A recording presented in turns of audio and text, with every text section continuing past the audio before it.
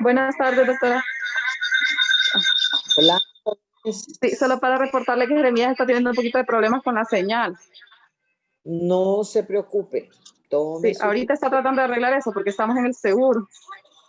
Ok, no se preocupen, tranquilos. Yo espero, no hay problema.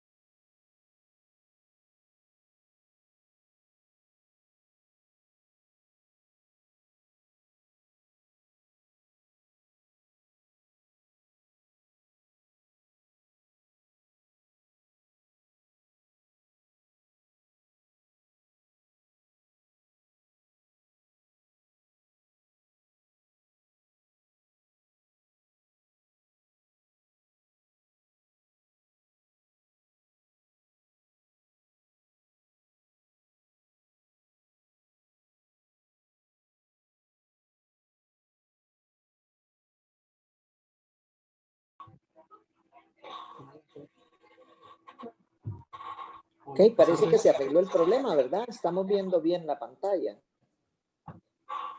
¿Me escucha, doctora? Sí lo escuchamos y también se ve la imagen. Ok. Pido disculpas. No se preocupe. Empecemos entonces. Bueno, muy buenas tardes, compañeros, doctora, doctores. En esta tarde vamos a hablar sobre un tema que es en realidad endémico en nuestro país y que a la larga pues es un factor desencadenante para causar mucha morbilidad en nuestro medio. Mi nombre es Jeremías Peite, soy médico residente de primer año y voy a hablar acerca de lo que es neurocisticercosis. Vamos a hablar acerca de recordar un poco de la microbiología, de lo que son estos cestos. Estos cestos pues, pertenecen a un filo que se denominan platemitos. La clase, como lo había mencionado anteriormente, son céstodos. El orden son los Cyclophilidia y el género y especie, lo que nosotros ya conocemos como la Taenia solium y Taenia saginata. El nombre común que reciben estos cestos pues en realidad son lombriz o solitarias, como se le conoce. Algo peculiar en la anatomía de estos cestos es que constan de tres partes. Un escólex, que prácticamente es su cabeza, y dependiendo del tipo de cesto tiene ciertas peculiaridades. El cuello y el cuerpo, que está formado básicamente por proglótides. Dentro de las características que tienen estos parásitos es que carecen de sistema intestinal, carecen de sistema circulatorio y cada proglótida tiene la capacidad de, a través de un sistema de hermafroditismo, poder crear nuevos parásitos de cada proglótida. Ya habíamos hablado que estos tipos de cestos teníamos dos. La Taenia saginata, que básicamente es aquella que infecta lo que es el ganado vacuno, y la Taenia solium, que es la que en realidad nos interesa en este momento, porque es la que causa la enfermedad que mencioné al principio. Dentro de la morfología, pues estas tienen diferencias anatómicas. La primera es que la Taenia saginata mide aproximadamente de 4 a 6 metros de largo y el diámetro es de aproximadamente 12 milímetros. La Taenia saginata consta de una cabeza con un escólex y únicamente el escólex contiene lo que son 4 ventosas, pero no tienen los ganchos que tiene el cestodo opuesto. Estos tienden a tener un cuerpo más aplanado y estos tienen en realidad mucho más proglótides que la Taenia solium y miden aproximadamente 18 con 6 milímetros de diámetro. En cambio, la Taenia solium, esta mide de 2 a 8 metros, tiene un escólex en el que podemos observar en la imagen, tiene 4 ventosas, pero también tienen unos ganchos que se denominan rostelos, y esto es lo que le da un aspecto peculiar de características solares. También consta de un cuello y un cuerpo largo, pero los proglótides tienden a ser de mucho menor tamaño respecto a la Taenia saginata.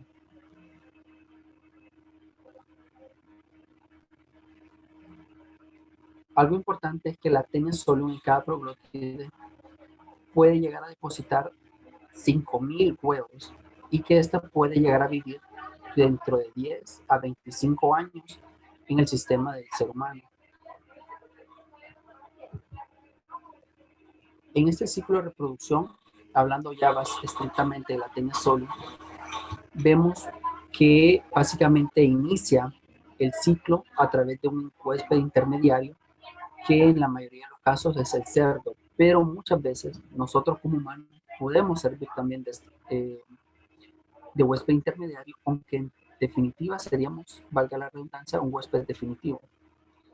Todo comienza cuando nosotros ingerimos la carne cruda contaminada del cerdo. Esta carne generalmente viene infectada. ¿Por qué? Porque este cerdo que está en las áreas urbanas, en las áreas rurales, perdón, ingieren los proglótides de los mismos cerdos o de los seres humanos. Estos proglótides llegan a lo que es la parte del intestino y ahí en el intestino causa lo que es una teniasis. Ahí empiezan a reproducirse, a madurar y estos pueden migrar a lo que son los tejidos, principalmente el tejido magro, que es el que nosotros ingerimos y ya viene contaminado con el cisticerco. El cisticerco que nosotros ingerimos llega a nuestro intestino y comienza un nuevo ciclo. Si ingerimos el tejido magro contaminado con los proglótides, vamos a tener una teniasis. En cambio, si nosotros ingerimos directamente por una contaminación fecal oral los cisticercos, lo que vamos a obtener nosotros es una cisticercosis. ¿Por qué? Porque este cisticerco atraviesa la luz intestinal de nuestro sistema y estas son cóferas, tienen la capacidad de pasar la luz y llegar a la circulación, y en la circulación van a buscar su trofismo, y estos tienen principal predilección por lo que es el tejido magro y el tejido celular y el tejido nervioso central. ¿Por qué? Según la teoría es que la barrera hematocefálica sirve como un resguardo para proteger de nuestro sistema inmune y le da la capacidad de poder estos cestos madurar y crecer sin ningún tipo de problema en el sistema nervioso central. Una vez más, en este ciclo, nosotros podemos observar que cómo nos infectamos es a través de la ingestión del cisticerco, ya sea de la carne de vaca o de la carne de cerdo.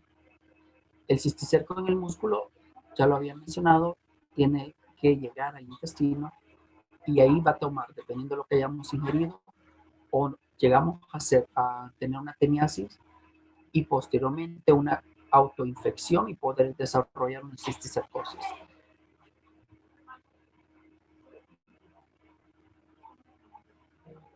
Hay que mencionar que un 10 o un 25% de los pacientes que desarrollan neurocisticercosis existe una doble infección, lo que les estaba mencionando. Estos pacientes tienen una neurocisticercosis y además tienen una teniasis concomitante. Ahora, hablando ya de la patología como tal, ¿qué es en realidad la neurocisticercosis? Básicamente, entendemos que la cisticercosis es ya el cisticerco formado en el tejido magro o en el tejido celular, en el tejido nervioso central. Cuando este cisticerco madura en el sistema nervioso central, es la entidad que nosotros conocemos como neurocisticercosis. Ahora, epidemiológicamente, tenemos que tener claro primero que dentro de la Taenia solium que estamos hablando, tiene características genéticas diferentes. Y es por eso que la Taenia solium, cuando infecta el mundo, tiene la capacidad de desarrollar únicamente lesiones sólidas o lesiones únicas.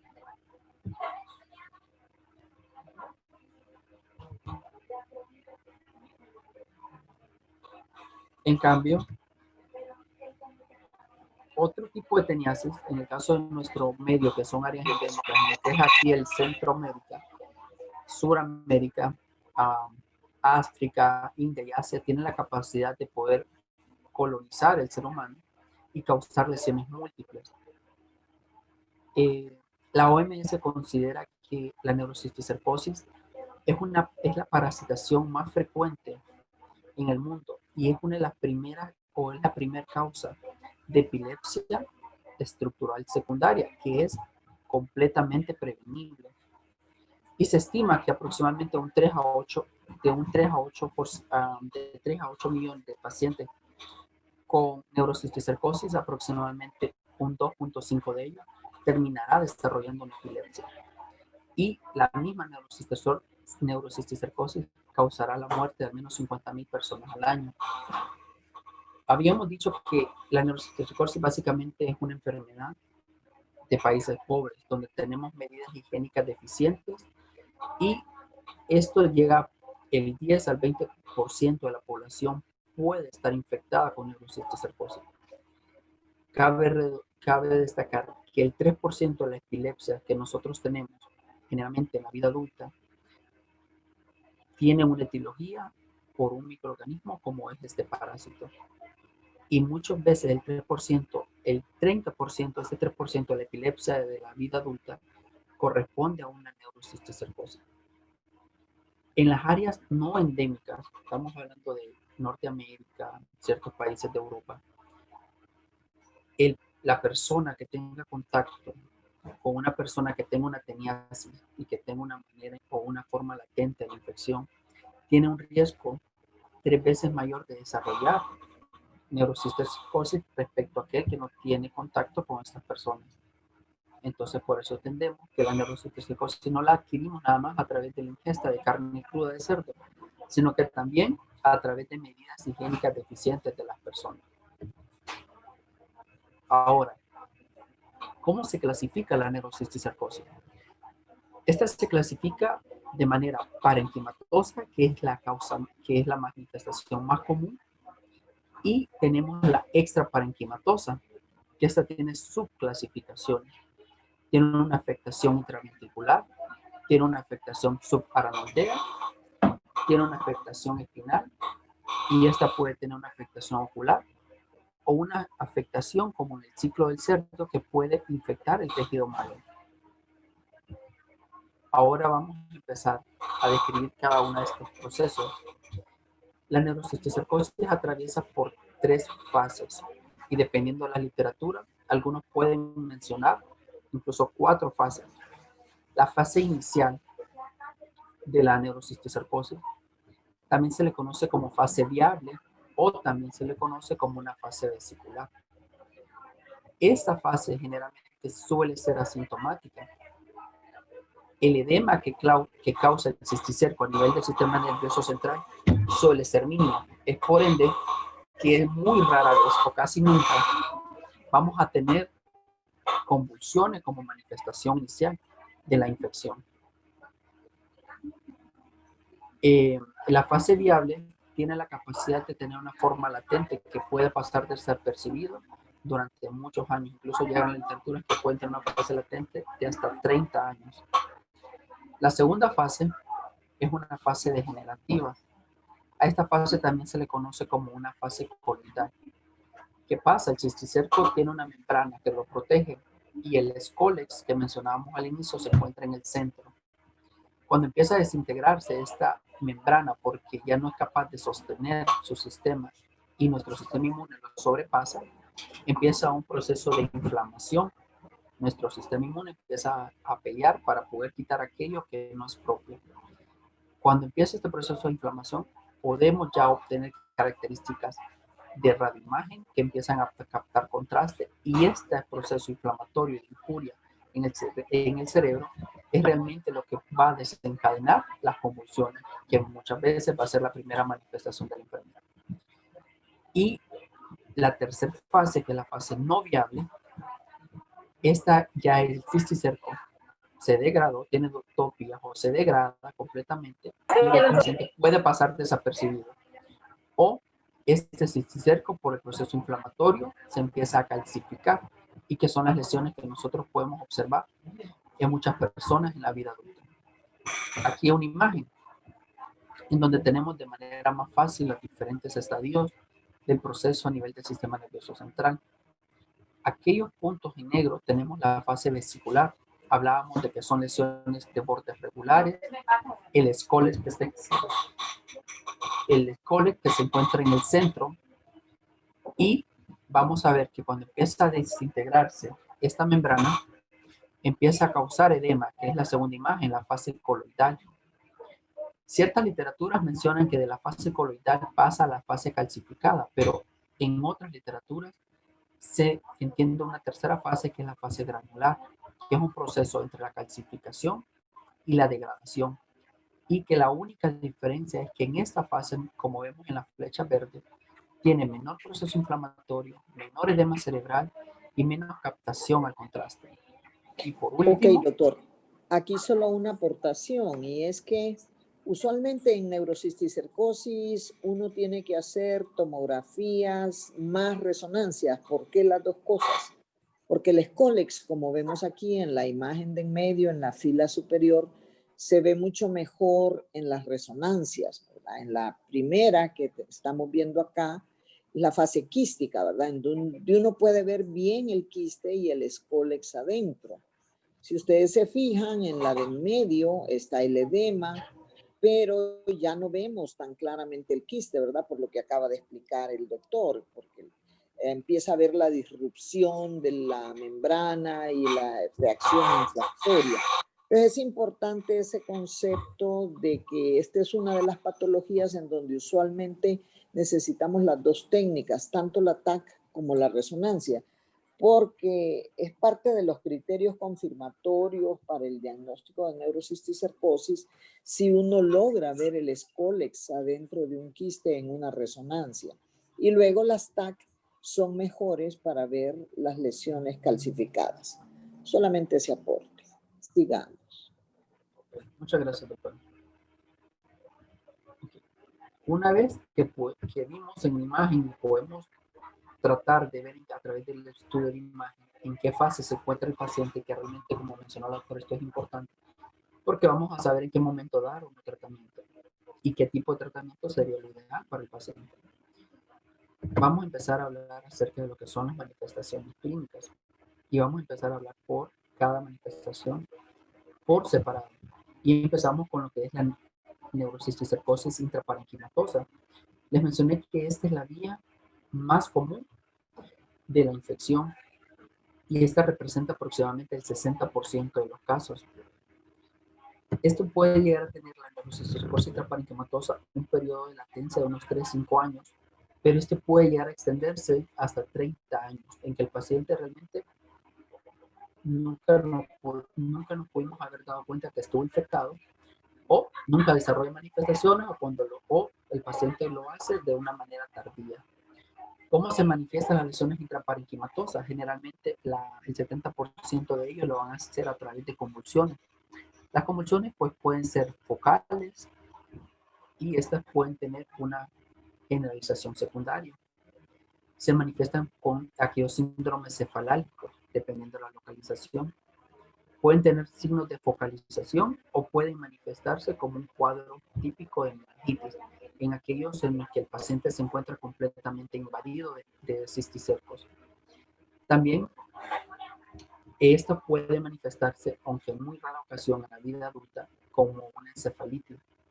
Generalmente esto ocurre en niños menores o en mujeres muy jóvenes y las manifestaciones pues no difieren mucho de las que le había mencionado. Lo único que estos pueden acompañarse de manifestaciones de hipertensión intracraneal.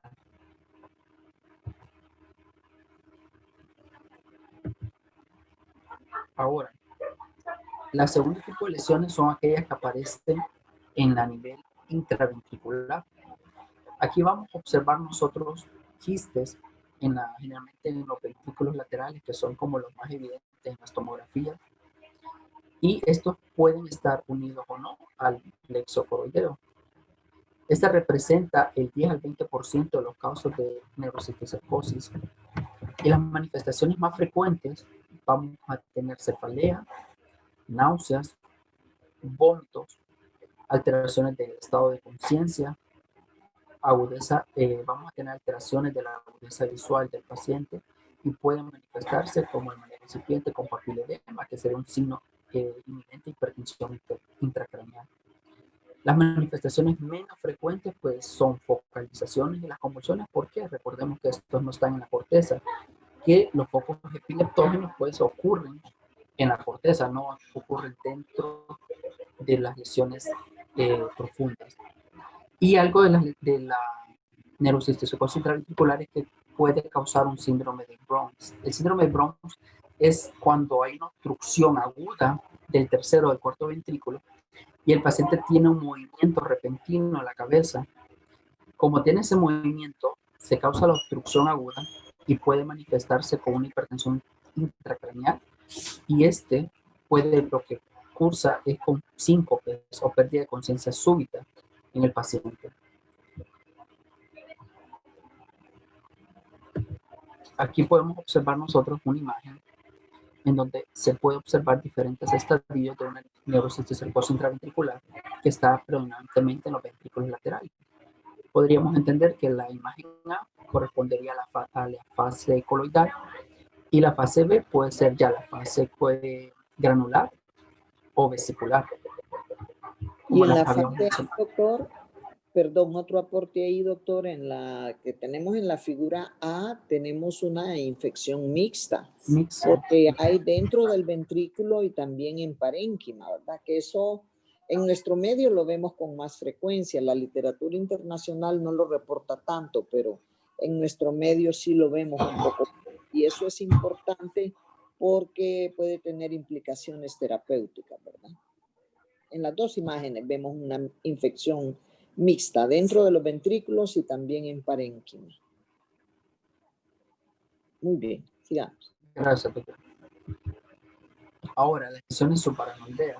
Estas representan el 5% de los casos y realmente un paciente que se le diagnostica una neurocisticercosis en estas áreas realmente tendría un pronóstico desfavorable. Y estos pueden cursar con una clase diferente de una neurocisticercosis, que es la cisticercosis racemosa. Básicamente esta es una infección en la que todo el tejido subaracnoideo se encuentra invadido y el escólex se pierde del parásito y causa un proceso inflamatorio que lo que hace en estos pacientes es provocar un síndrome de hipertensión intracraneal severo, que muchas veces no son capaces de llegar a un procedimiento quirúrgico, que sería lo que podría mejorar el pronóstico de estos pacientes. Otros pacientes pueden cursar con cuadros de aracnoiditis crónica y esta podría verse relacionado a otras entidades como hidrocefalia, como procesos de vasculitis o pueden manifestarse como una enfermedad vascular cerebral. Dentro de las manifestaciones atípicas que podríamos encontrar dentro de las lesiones subaracnoideas, tenemos aquellos efectos o alteraciones de los campos visuales.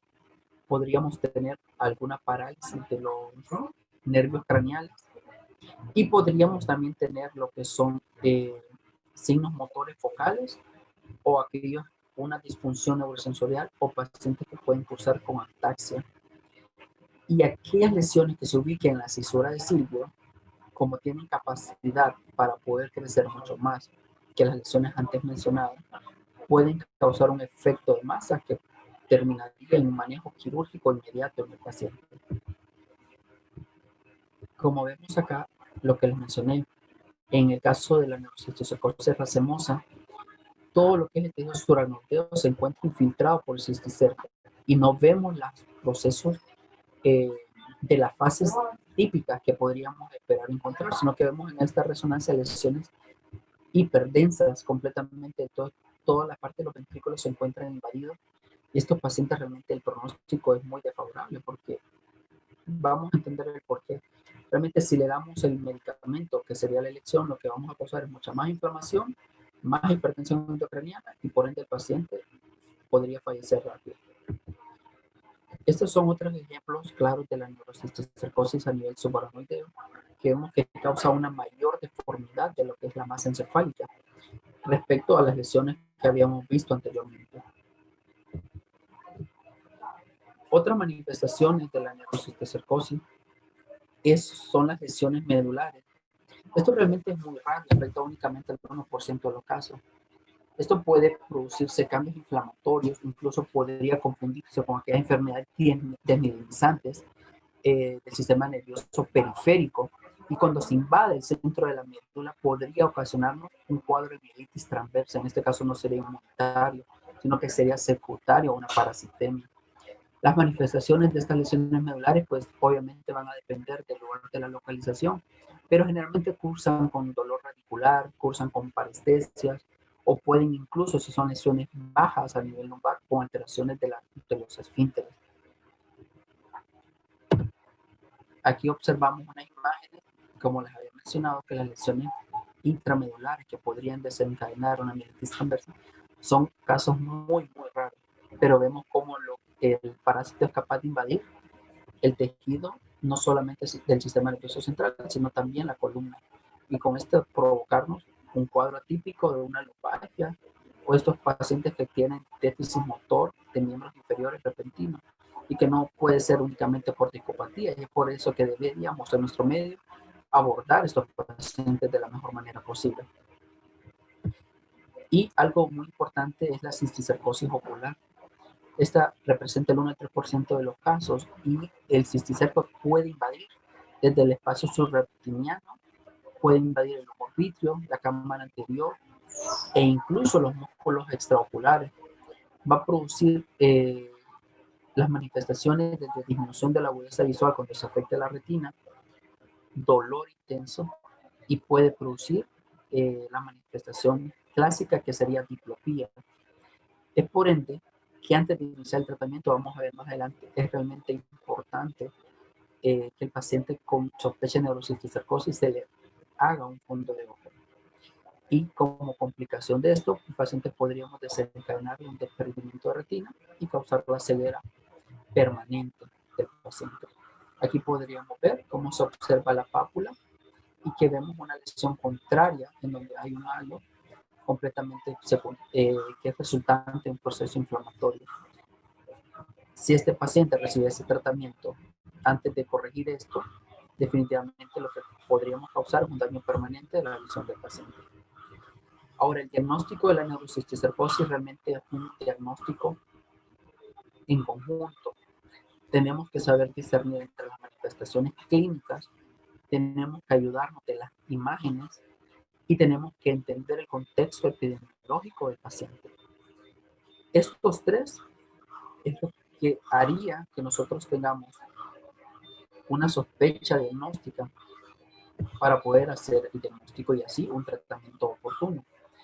En el 2001 se establecieron unos criterios diagnósticos, desde entonces se han estado manejando hasta la actualidad y realmente no se han hecho modificaciones. Estos criterios para el diagnóstico de la NSC, que engloban los 3 puntos que antes les mencioné, tenemos criterios absolutos en los que aquí tenemos que hacer una demostración histológica a través de una biopsia cerebral o espinal, que muchas veces en nuestro medio no es factible, o la lesión es tan grande o es tan importante que podríamos dejar con alguna secuela permanente al paciente. Otro de los criterios absolutos es la presencia de lesiones quísticas o que podamos evidenciar a través de la resonancia magnética del SCOLEX o de la tomografía cerebral, dependiendo. El tercer criterio absoluto sería una visualización directa del parásito a través de una oftalmoscopía, como lo mencionamos ahorita en el último manifestación clínica. Dentro de los criterios mayores, estos criterios tienen, primero, que tengamos lesiones altamente sugestivas de NSC en estudios de imagen, que tengamos un inmunoblot positivo para la detección de anticuerpos, que tengamos una resolución de las lesiones quísticas cuando fueron tratados con albendazol o praziquantel en estos pacientes, que hay una resolución espontánea de las lesiones anulares hipercaptantes y que estas hayan sido únicas. Estos serían criterios mayores. Dentro de los criterios menores, tengamos aquellas lesiones compatibles con NSC, que tengamos manifestaciones clínicas sugestivas, que tengamos un ELISA positivo y que haya la presencia de cisticercos fuera del sistema nervioso. Siempre que encontremos este hallazgo, tendremos que descartar por fuerza que el sistema nervioso central también se encuentra invadido. Y la parte de los criterios epidemiológicos, pues acá tengamos, en primer lugar, la existencia de un contacto doméstico que haya sido diagnosticado con una teniasis, individuos que vengan de áreas endémicas o que la persona haya viajado a un área endémica. Los criterios se hacen, pues, en primer lugar, que tenga un criterio absoluto, ya hacemos el diagnóstico de NSC e iniciamos el tratamiento pertinente. Otra opción sería que el paciente curse con 2 criterios mayores y un criterio menor. Esto haría un caso probable. Y en última instancia es que el paciente tenga un criterio mayor, 2 menores, perdón, un criterio mayor, 2 menores, haría un caso probable. O el paciente puede tener un criterio mayor, un criterio menor, más un criterio epidemiológico. Esto haría también que el paciente cursara con un caso probable de neurocisticercosis. Una vez nos podemos tener el apoyo de estos criterios diagnósticos, viene cómo nosotros vamos a complementarlo. Primero, pues el interrogatorio, el examen físico, y vienen aquí las pruebas de gabinete, en este caso sería el estudio de imagen. La doctora mencionó algo muy importante al principio, que es que estos pacientes se benefician de un doble estudio de imagen, la tomografía y la resonancia. ¿Por qué? Porque la tomografía, pues, sí sería pertinente para conocer el grado de calcificación de las lesiones, pero la resonancia es más sensible para ver el edema perilesional, que muchas veces no se van a apreciar en una tomografía. Además de eso, podemos ver si hay cambios degenerativos incipientes de las lesiones y podemos tener una mejor visualización del edema cerebral. Otro estudio de apoyo que nosotros podemos tener es la serología. Y a nivel de la neurocisticercosis, pues tenemos 2 tipos de estudios, el inmunoblot y la prueba por ELISA. El inmunoblot lo que detecta realmente son anticuerpos de los antígenos glicoproteicos del parásito.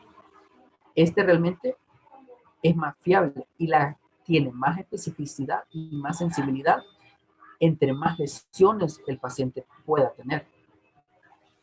El inmunoblot realmente la especificidad en suero es del 100% y tiene una sensibilidad del 98%. El segundo método serológico que podemos tener de apoyo es la prueba ELISA. La ELISA realmente es más específico en suero, pero puede tener reacciones cruzadas cuando hacemos una ELISA de líquido cefalorraquídeo. Realmente el mejor estudio, lo que recomienda tanto la guía HITSA como alguna guía en UpToDate, es que la mejor prueba que podamos nosotros hacer es la detección de los anticuerpos mediante un inmunoblot. Y si recordamos los criterios diagnósticos, el inmunoblot está dentro de los criterios mayores para poder hacer el diagnóstico. En cambio, la ELISA está dentro de los criterios menores. El estudio de líquido cefalorraquídeo, pues esto va a depender si el paciente es candidato o no a poder hacer una función lumbar. Y las características de una neurocisticercosis, sobre todo de aquellas ventriculares o subaracnoidea, las características que vamos a observar: pelocitosis, va a haber hipoglucorraquia y este paciente va a tener hiperproteinorraquia. Y a nivel histopatológico, pues en nuestro medio es casi imposible porque no tenemos la destreza o la pericia que tienen que tener estos neurocirujanos para poder obtener estas biopsias a nivel del sistema nervioso central o todo el equipo que esto requiere. Recordemos que si invadimos, quitamos este quiste, podemos extraer parte de la corteza y causar una lesión a futuro en este paciente que sea permanente. Respecto a este protocolo de diagnóstico, UpToDate nos da esta clasificación y es que nos dice en resumen que aquellas lesiones en una imagen que es altamente sugestiva de neurocisticercosis son aquellas lesiones menores de 20 milímetros, son lesiones de bordes regulares. En cambio, cuando tengamos una lesión superior a este diámetro o que tenga un borde regular, pues tendríamos que empezar a hacer un diagnóstico diferencial con absceso cerebral, con lesiones metastásicas de otros tipos de tumores. Y aquí lo que nos dice, por ejemplo, en las lesiones parenquimatosas, cuando tenemos un proceso calcificado no viable, dice que la característica de neuroimagen es lo que yo ya les había mencionado, que son lesiones nodulares menores de 20 milímetros, que estas pueden tener o no edema y que muchas veces el realce de contraste pues no va a ser tan significativo. Y si pudiéramos nosotros hacer una biopsia del tejido, vamos a encontrar que hay un granuloma calcificado con sin inflamación y una gliosis circulante. Cuando obtenemos una lesión parenquimatosa única y con poco realce, en la imagen vamos a ver una lesión quística nodular menor de 2 centímetros de tamaño, y en la biopsia vamos a ver que vamos a encontrar que hay parásitos parenquimatosos únicos en un proceso de degeneración con poca o nula captación del medio de contraste. Y en el caso de la primera fase, que sería una lesión en el parénquima que es viable, son lesiones vesiculares que tienen poca o pobre captación al medio de contraste y poco edema. Y lo que es mucho más patognomónico de esta fase es que podríamos observar el escólex, generalmente a través de una resonancia magnética. Y en el tejido o en el estudio histopatológico, vamos a ver que estos parásitos tienen una pared con características de quiste. Vamos a encontrar un líquido vesicular, podríamos encontrar un escólex intacto, diferentes grados de inflamación que rodean lo que es la parte de la biopsia que nosotros estaríamos tomando. Y en cuanto a las lesiones extraparenquimatosas, pues a nivel intraventricular, yo lo habíamos mencionado, vamos a ver en la imagen cisticercos dentro de los ventrículos que pueden asociarse o no a hidrocefalia obstructiva o no comunicante. Y esto podría también, a nivel histopatológico, ver o denotar que sean quistes de cisticerco viable dentro del ventrículo o datos de una hidrocefalia obstructiva. A nivel subaracnoideo, pues en la imagen vamos a ver aquellos cisticercos en la fisura de Silvio, que estos son realmente los que tienen peor pronóstico. Podríamos obtener cisticercos a nivel de las cisternas basilares y en los espacios interhemisféricos y datos de tomografía o de imagen que puedan cursar con eventos vasculares o datos de meningitis. A nivel histopatológico, el cisticerco se encuentra en el espacio subaracnoideo a menudo con una aracnoiditis, puede cursar con una vasculitis y estos suelen estar agrupados en membranas, lo que se le conoce como lesiones como una racemosis y pueden carecer del escólex. Y a nivel espinal, pues los cisticercos están dentro del espacio subaracnoideo con o sin evidencia de inflamación y datos de una aracnoiditis difusa. Y en la biopsia, pues, lo que vamos a tener son datos de aracnoiditis, procesos inflamatorios, básicamente. Ahora, hablando como tal, una vez nosotros hayamos hecho el diagnóstico y tengamos la sospecha y ubiquemos la lesión en el paciente, tenemos que tener tener que hacer un descarte a través de fondo de ojo, que no tengamos un cesto invadiendo la retina, por lo que ya les había mencionado. Y si es un paciente que es candidato a una terapia prolongada con esteroides, tendríamos que descartar una coinfección latente por tuberculosis y también por estrongiloides estercolaris. Una vez teniendo en cuenta estos tres principios que recomienda tanto la guía HITSA como UpToDate o de diferentes literaturas de neurología y de Harrison, podríamos empezar a hacer el abordaje de la terapia del paciente por neurocisticercosis. En primer lugar, tenemos la neurocisticercosis parenquimatosa. Este se va a beneficiar de dos tipos de terapia. En primer lugar, los antiparasitarios y en segundo lugar, los esteroides. ¿En qué va a consistir este tipo de terapia? En primer lugar, los antiparasitarios, tenemos que tener en cuenta que cuando vamos a dar el antiparasitario, vamos a causar una mayor degradación de lo que es el cisticerco. Por ende, vamos a acelerar el proceso proinflamatorio que no se estaba desencadenando. Ahora, ¿cuándo no vamos a dar nosotros el antiparasitario? Cuando el paciente ya tenga datos de una hidrocefalia, cuando el paciente tenga múltiples quistes en diferentes fases, realmente no se beneficiaría en nada. Y por último, en las lesiones calcificadas. El paciente con una lesión calcificada pues no es candidato a la terapia con el antiparasitario, porque en teoría es un parásito que ya evolucionó y que se calcificó. ¿Cuáles son nuestras opciones terapéuticas? Bueno, en primer lugar es el albendazol a dosis de 15 miligramos kilo día. La vamos a fraccionar en 2 dosis al día, pero con una dosis máxima de 1200 miligramos. Esto cuando tengamos a nivel de imagen una lesión única que esté en la fase 1 o 2. Pero si tenemos más de 2 lesiones, el paciente se beneficiaría de una terapia DOA con praziquantel, además de la albendazol, de 50 miligramos kilo día en 3 dosis diarias. Generalmente el tratamiento para este tipo de lesiones que no tendrían mayor repercusión a largo plazo dura de 10 a 14 días.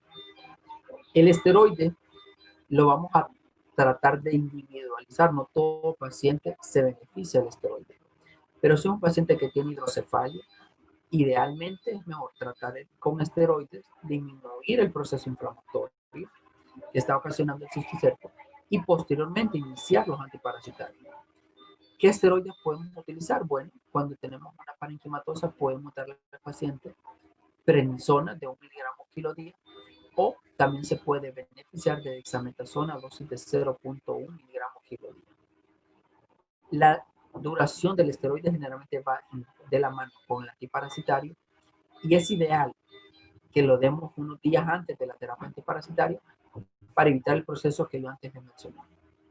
Una vez que nosotros tengamos la terapia, tenemos que tener claro que estos pacientes se pueden complicar y es aquí que pueden desarrollar lo que son una hidrocefalia comunicante, y en este caso también puede desarrollar una hidrocefalia no comunicante, que en este caso la no comunicante realmente el paciente lo que se beneficiaría es que se extraiga el cisticerco de manera endoscópica, una, y dos, que si el paciente tiene que ser sometido a una derivación ventricular externa.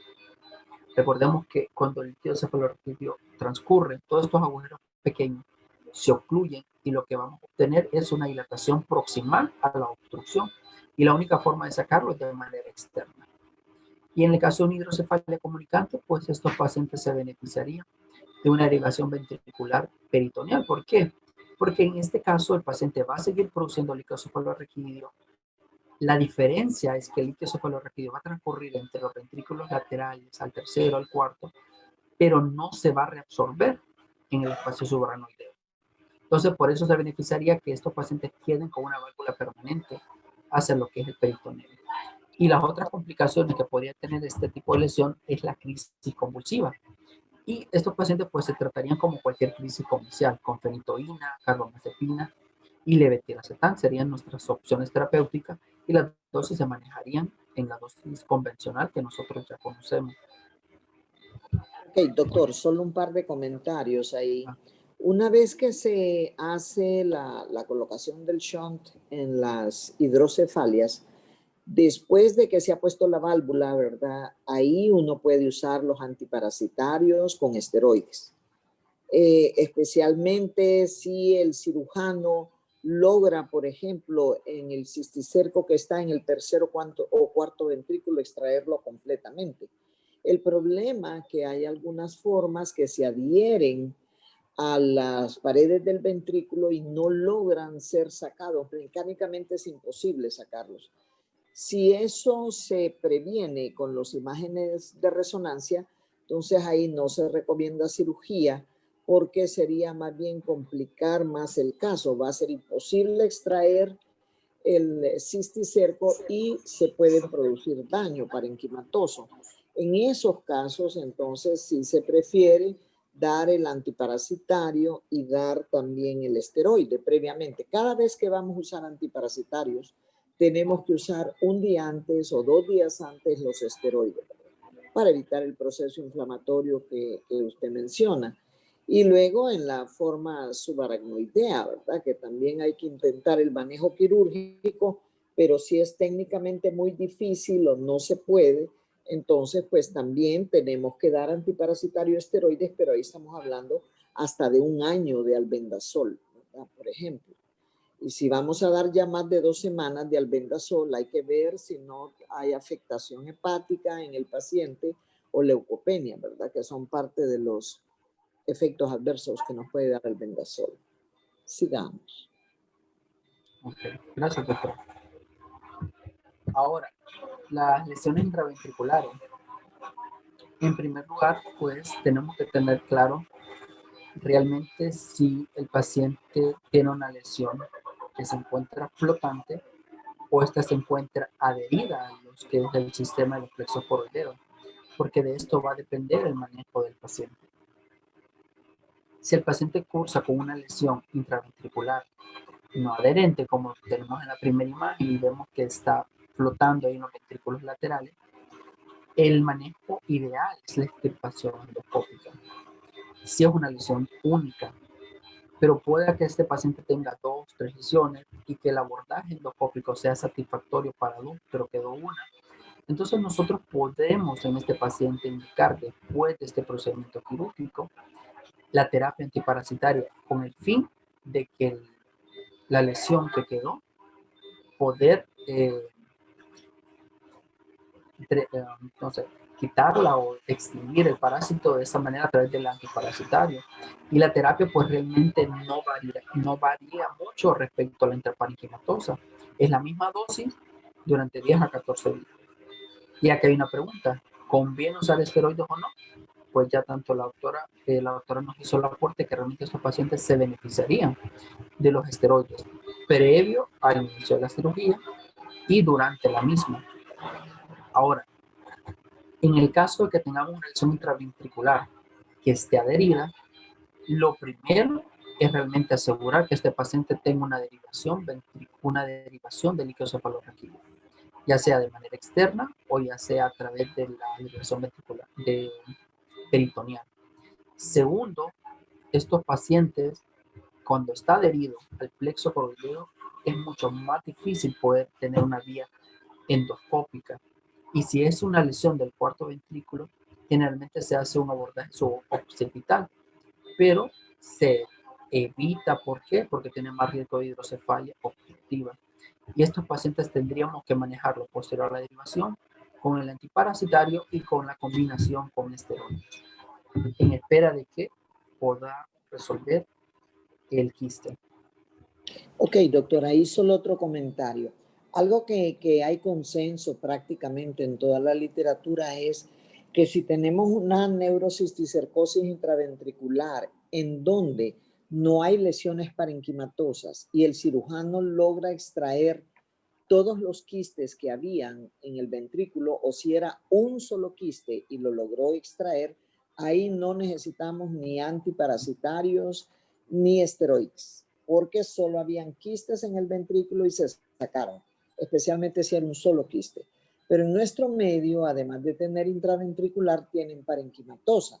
Y si están con una parenquimatosa viable, eso justifica el uso de albendazol y de esteroide, ¿verdad? Entonces, perdón, hay que analizar cada caso dependiendo si son infecciones mixtas. Por eso en las tomografías, en las resonancias que vimos al principio les decía, bueno, aquí hay infecciones mixtas y eso tiene repercusión en la decisión de manejo. En el caso del paciente que es solo intraventricular, solo un quiste, y el cirujano lo saca, ahí no necesitamos nada más, ni esteroide, ni albendazol, pero esa es la minoría. Ok, continuemos. Gracias. Ahora, las lesiones a nivel subaracnoideo. Aquí, pues, en primer lugar, tendríamos que tener claro si estas lesiones subaracnoideas se acompañan o no de hidrocefalia. Si estas lesiones se acompañan de hidrocefalia, pues antes del tratamiento antiparasitario de esteroides, tendríamos que asegurar, al igual que la intraventricular, una derivación del líquido cefalorraquídeo. Si el paciente no tiene datos de hidrocefalia ni de hipertensión endocraniana, el paciente únicamente se podría beneficiar del antiparasitario y de los esteroides. Habíamos mencionado al principio que por la localización, sobre todo cuando se afecta lo que es la cisura de Silvio, estos quistes tienen la capacidad de poder crecer más del usual y pueden crear estos quistes subaracnoideos gigantes, que por definición es aquel que tenga una dimensión mayor a 5 centímetros. Por ende, entenderemos que la extirpación endoscópica de estas lesiones, entre más grandes sean, entre más pegadas estén a las curvas y a los giros, más difícil va a ser la extracción para el neurocirujano. Por ende, entenderíamos que si lo hacemos, podríamos causar una secuela permanente del paciente. Y aquí nos ofrecen ciertas opciones terapéuticas. Lo único, como me había mencionado la doctora, que después de 14 días del paciente tendremos que vigilar el hemograma y pruebas de función hepática, porque los dos efectos más frecuentes asociados al inicio de los antiparasitarios es la leucopenia y en segundo, una hepatitis. Aquí la dosis ya no son 10 a 14 días, sino que estos pacientes reciben albendazol a una dosis mayor de 30 miligramos kilo día por un año incluso. El primer mes tenemos que hacer estas pruebas de hemograma y función hepática cada semana por el primer mes. Posteriormente hacemos estas pruebas cada mes hasta lograr la resolución de la lesión. Otros pacientes se podrían beneficiar de una terapia dual, que sería albendazol con praziquantel durante medio año a un año. UpToDate en un artículo menciona de que estos pacientes que recibieron una terapia dual de albendazol con praziquantel, el 86% de un grupo de aproximadamente 300 personas tuvo una mejoría clínica y una resolución completa de la lesión respecto a aquellos que solo recibieron monoterapia. Y estos pacientes que tengan o que sean candidatos al uso de esteroides, se mencionó que cuando damos ciclos cortos de unos 14 días, en el caso de una lesión subaracnoidea, solamente el 26% de los casos puede tener una resolución completa de la lesión. Entonces vemos que una paciente con una lesión subaracnoidea se beneficiaría de una dosis más prolongada, una dosis mayor y mayor prolongación del tratamiento para poder obtener los efectos deseados que buscamos y así evitar las lesiones a futuro, las complicaciones a futuro que puede tener la neurocisticercosis. Los esteroides, pues usamos prednisona, generalmente 60 miligramos al día o calculado de 1 miligramo kilo al día, y dexametasona, que ya son dosis mucho mayores, de 12 a 24 miligramos al día. Y ciertos pacientes que van a utilizar esteroides durante 3, 6 meses y que pueden tener efectos adversos inmediatos a los esteroides, se pueden beneficiar de metropixate con una dosis inicial de 7.5 miligramos y esta podemos irla aumentando cada semana hasta lograr que empecemos a ver la desintegración de la lesión por el neurocisticercosis. Ahora, en el caso de las lesiones que afecten a la médula espinal, realmente aquí vamos a tener que individualizar los casos y vamos a ver si estas lesiones causan o no síntomas. Y aquí vamos a ver también la pericia del médico quirúrgico para evitar las mínimas complicaciones. Y cuando vamos a nosotros a tener que intervenir a estos pacientes de manera quirúrgica, realmente pues únicamente cuando causen signos de compresión medular o tengamos algún tipo de mielopatía manifestada por parestesia o incontinencia de los esfínteres. Antes del procedimiento quirúrgico, estos pacientes debemos de considerar darle esteroides antes de la cirugía, durante la cirugía y posterior de la cirugía. Y como dijo la doctora, individualizar el caso y ver en qué fase se encuentra el parásito para ver si se beneficia o no de darle o no el albendazol, ya sea de manera de monoterapia o de manera combinada con praziquantel. En el caso de la neurocisticercosis ocular, pues realmente aquí tendremos el gol estándar es la extirpación quirúrgica de lo que es el cesto. Pero si estos pacientes tienen una afectación de los músculos extraoculares, podríamos darle la terapia antiparasitaria con albendazol combinado con esteroide, en este caso prednisona o dexametasona, la dosis de 1 miligramo kilo día o 0.1 miligramo kilo día, respectivamente. Esta terapia combinada de 10 a 14 días logra causar la resolución En el 87% de los casos de pacientes con neurocisticercosis ocular con afectación de los músculos extraoculares. Si es un paciente que tiene una neurocisticercosis a nivel de la retina, realmente el paciente se beneficiaría de lo que es la exéresis quirúrgica antes del proceso, antes de dar antiparasitario. Porque lo que causaríamos únicamente es desprendimiento de retina y con ceguera permanente del paciente. Ahora, el seguimiento.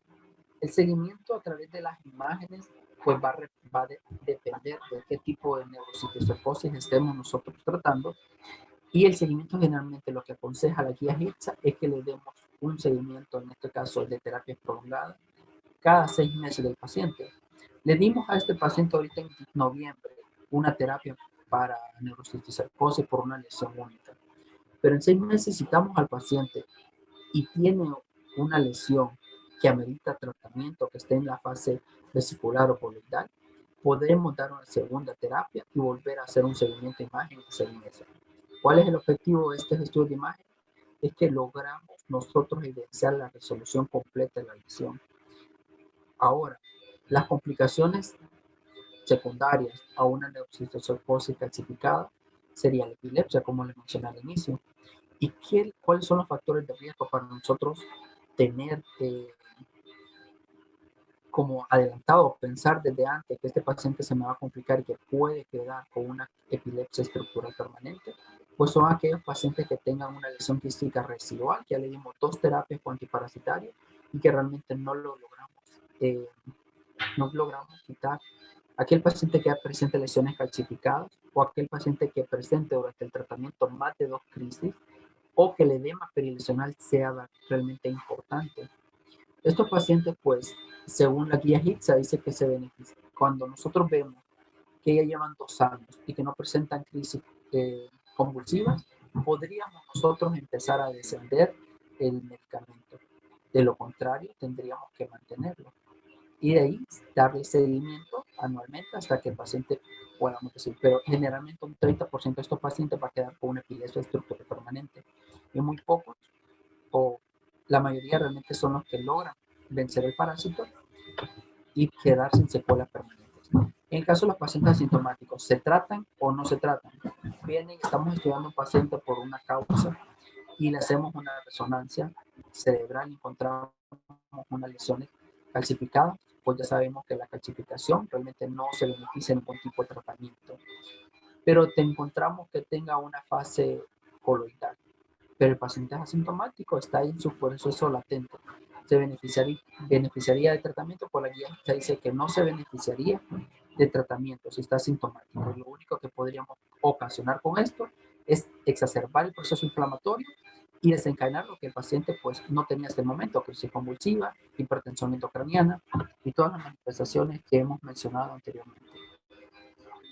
Ahora, para nosotros poder fijar un poco más de conocimiento de este tema que realmente es bastante importante en nuestro medio, quería comentar un caso clínico que se dio en el hospital de escuela. Un joven de aproximadamente 22 años de edad que tenía diagnosticado de una parálisis cerebral infantil y que había cursado con crisis convulsivas hasta los 2 años más o menos. Y realmente entendemos en este contexto que era un paciente completamente que estaba postrado en cama, dependiente de sus familiares, y desarrolló, pero un paciente que tenía cierta, hasta el momento, según lo que reportaban en el ingreso, tenía cierta funcionalidad. Pero 2 meses previo al ingreso, pues el paciente ha caído completamente en cama, ya no hablaba, ya no se movía, y empezó a desarrollar unas úlceras por presión en lo que es la región sacra. Realmente no fue tanto que les preocupó a los familiares que el paciente ya no se moviera, no dependiera de sí mismo como antes, sino que realmente las úlceras fueron el motivo de ingreso del paciente. Cuando llega al hospital, pues lo que el paciente empieza iniciar a presentar unas crisis comerciales de características no precisadas en el expediente y les hacen una tomografía cerebral. Cuando le hacen la tomografía cerebral, lo que podemos notar nosotros es que vemos un proceso infeccioso por neurocisticercosis en diferentes fases.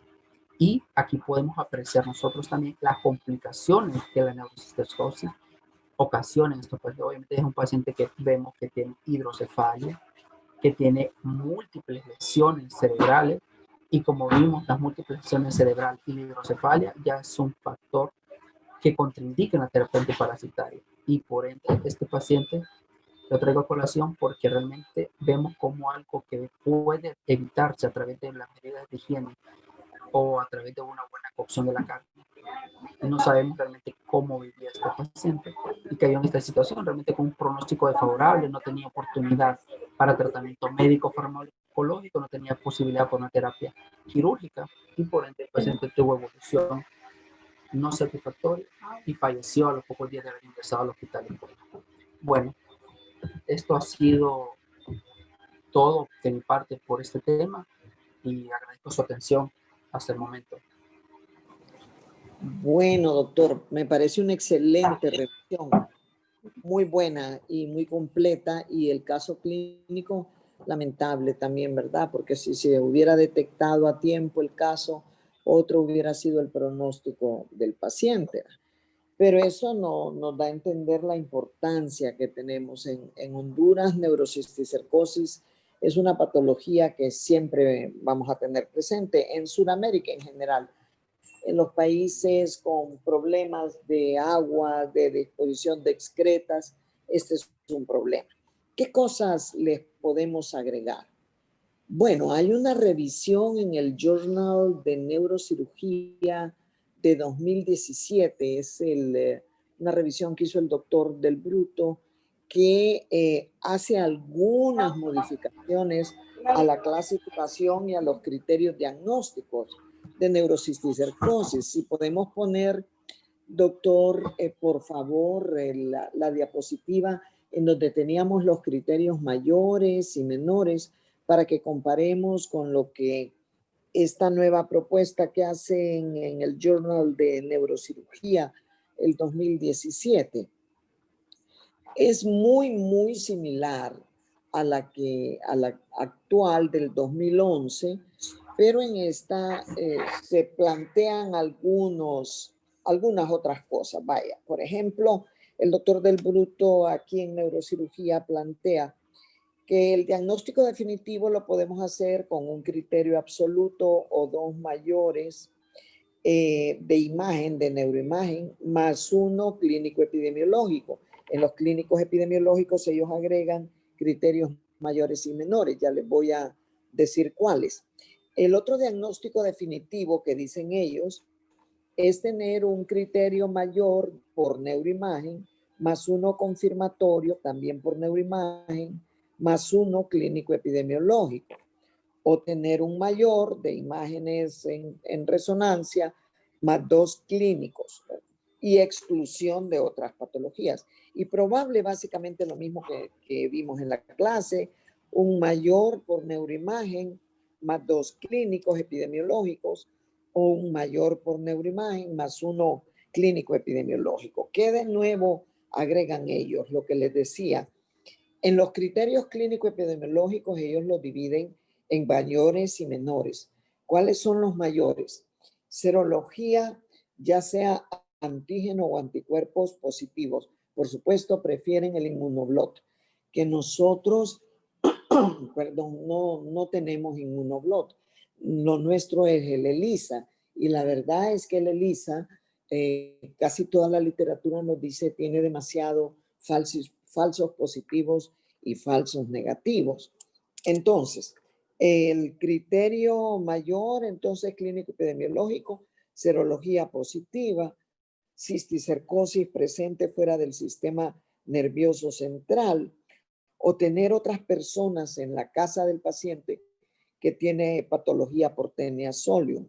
Y criterios menores, clínico-epidemiológicos, son manifestaciones clínicas sugestivas, vivir en zonas endémicas, y ahí viene la combinación de mayores y menores.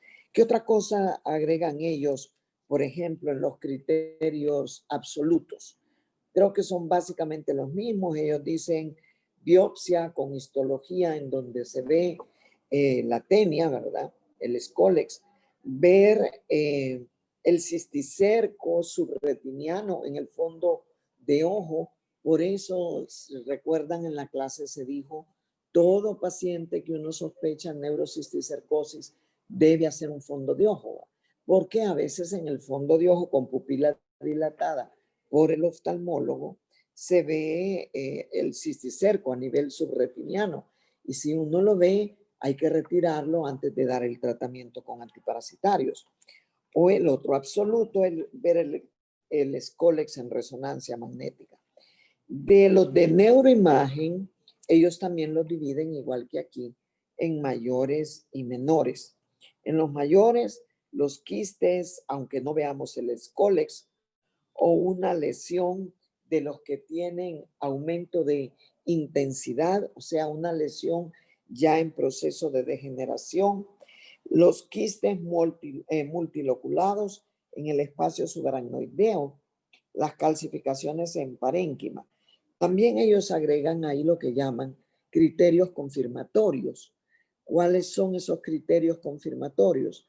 Resolución del quiste después del tratamiento, resolución espontánea de una sola lesión quística que no sea muy grande, o tener migración de los quistes ventriculares en varias resonancias magnéticas secuenciales.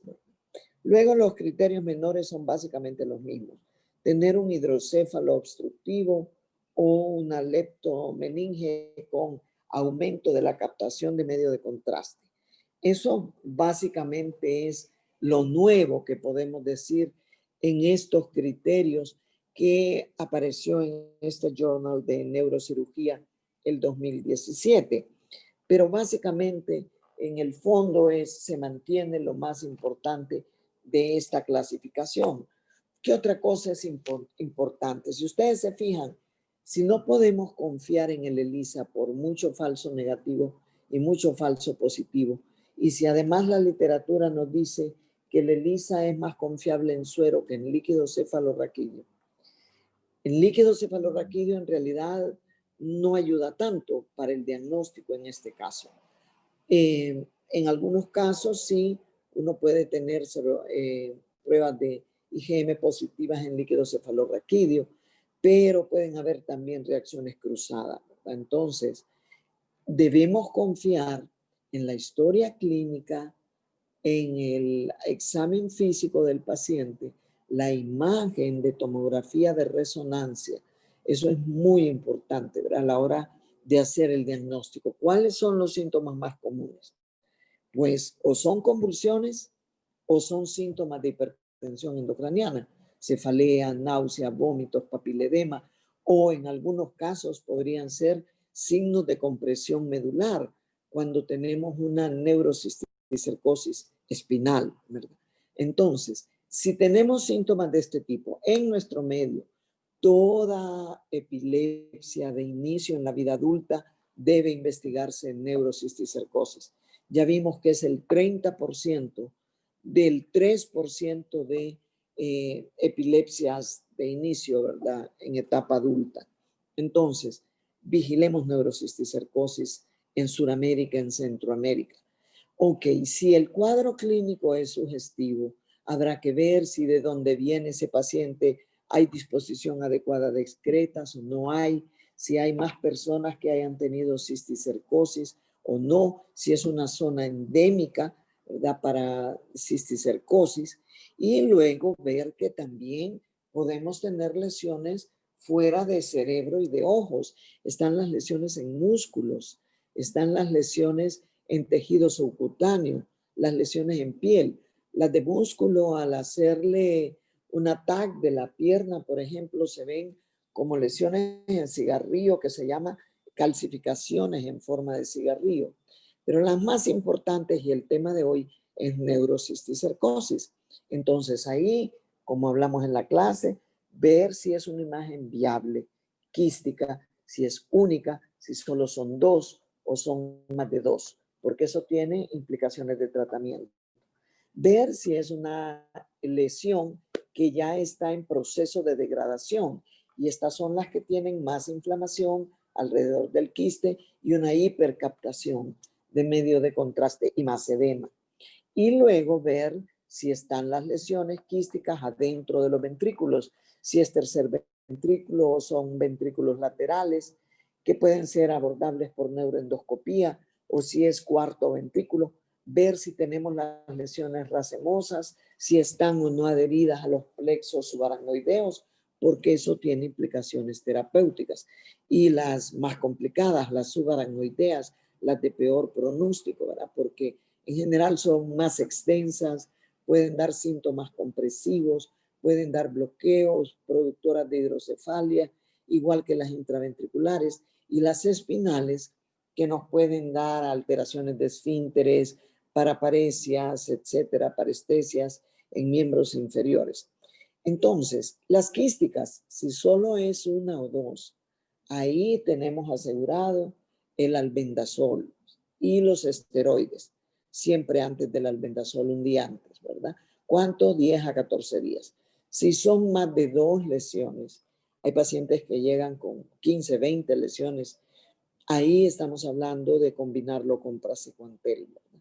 2 semanas, pero albendazol más praziquantel, siempre los esteroides. El paciente está convulsionando, tratamiento anticonvulsivo.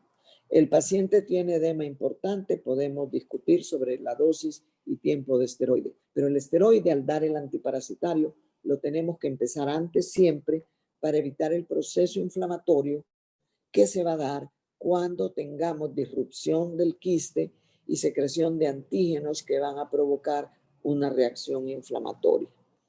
La otra cosa importante, los intraventriculares. Si es solo uno, si es abordable quirúrgicamente, el manejo es quitarlo y ya.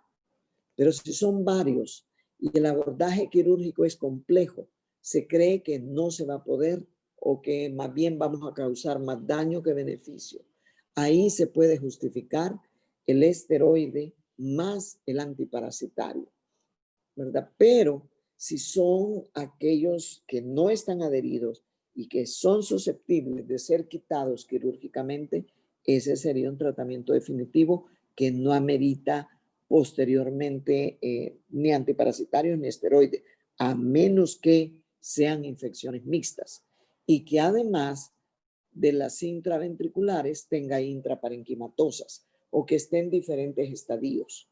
Ahí sí se justifica, además de la cirugía, también el esteroide. O si no los logró quitar todos el neurocirujano, o si porque estaban adheridos decidió no entrarle a la cirugía. Ahí también se justifica.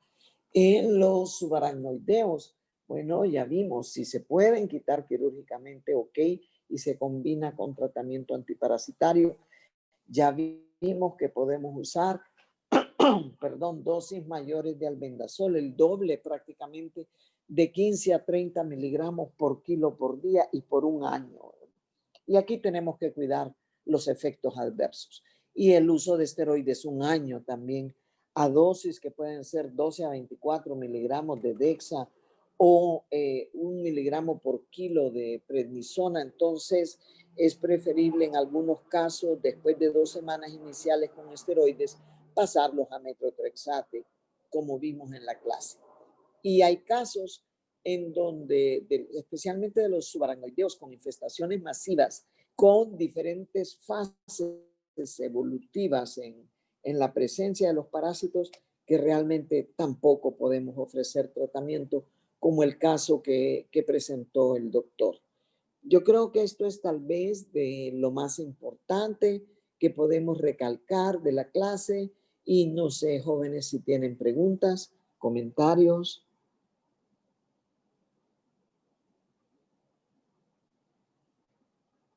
Me parece que es un tema que siempre como internistas lo van a ver durante su ejercicio profesional. Si no tenemos preguntas o comentarios, el lunes tendríamos presentación de casos clínicos, pero la otra semana es también la semana del congreso, ¿verdad?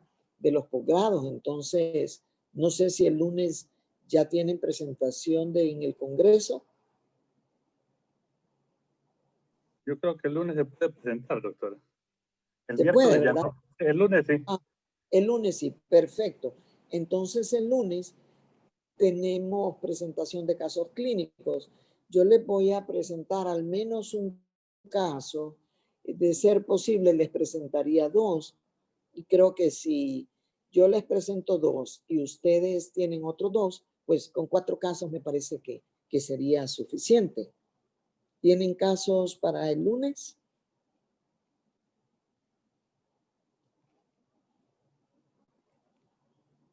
Si no tienen ustedes, yo les presento los 2 casos que estoy preparando. ¿Ok? Ay, Bueno, jóvenes, hasta el lunes entonces. Feliz fin de semana. Éxito en el Congreso de los Posgrados. Gracias, doctora. gracias. Muchas gracias, doctora. Hasta el lunes entonces. Gracias, doctora. Bueno, muy bien.